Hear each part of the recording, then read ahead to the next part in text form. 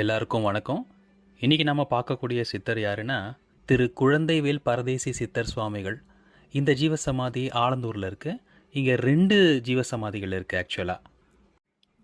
இந்த ஜீவசமாதி ஆலந்தூர் அப்ரஹாம் தெருவில், அதாவது இபி ஆஃபீஸ் பக்கத்தில் தான் இருக்குது. ஒன்று வந்து திரு குழந்தைவேல் பரதேசி சுவாமிகள், இன்னொன்று இவரோட சீடரான சுபேதார் சுவாமிகள். இந்த குழந்தைவேல் சுவாமிகளோட குரு யார் அப்படின்னா, வேளச்சேரியில் இருக்கக்கூடிய சிதம்பரம் பெரிய சுவாமிகள். இவரோட குருவும் யார் அப்படின்னு பார்த்தா, மயிலாப்பூரில் இருக்கக்கூடிய குழந்தைவேல் சுவாமிகள். இவங்க 2 பேர்கிட்டையும் சித்த வித்தைகளை கற்றுக்கிட்டு குழந்தைவேல் சுவாமிகள் ஆலந்தூர் வர்றாங்க. இவரோட, அதாவது இந்த குழந்தைவேல் சித்தரோட முதல் சீடர், அதாவது முக்கியமான சீடர்னு சொல்லலாம், அவர் தான் சுபேதார் சுவாமிகள். அந்த சீடரோட ஜீவசமாதியும் இவர் பக்கத்துலேயே தான் இருக்குது.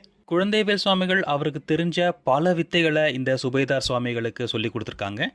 அங்கே சுற்றி இருக்கக்கூடிய, அதாவது அந்த ஆலந்தூர் பகுதியை சுற்றி இருக்கக்கூடிய பல மக்களுக்கு நிறைய நல்ல விஷயங்கள் செஞ்சதா அங்கே சொல்கிறாங்க. இதில் முக்கியமாக குழந்தை பேர் இல்லாதவங்க, அப்புறம் திருமண தடை, இது 2த்துக்கும் இவரை கும்பிட்டா நிச்சயமாக நல்ல பலன் கிடைக்கும் அப்படின்னு சுற்றி இருக்கவங்க சொல்கிறாங்க.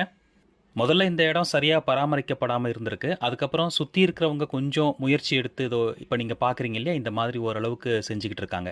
குழந்தைவேல் ஐயாவோட சிஷ்யனான சுபேதார் ஐயாவோட ஜீவசமாதியும் பக்கத்தில் இருக்கு இல்லையா. குழந்தைவேல் ஐயாவோட ஜீவசமாதியில் அபிஷேகம் பண்ணால் அந்த தண்ணி சுபேதார் ஐயாவோட ஜீவசமாதிக்கு வர்ற மாதிரியான ஒரு அமைப்பை இங்கே பண்ணியிருக்காங்க. சுபேதார் சுவாமிகள் இப்படி தான் ஆசைப்பட்டாராம், அதனால் அதை அப்படி செஞ்சுருக்கிறாங்க.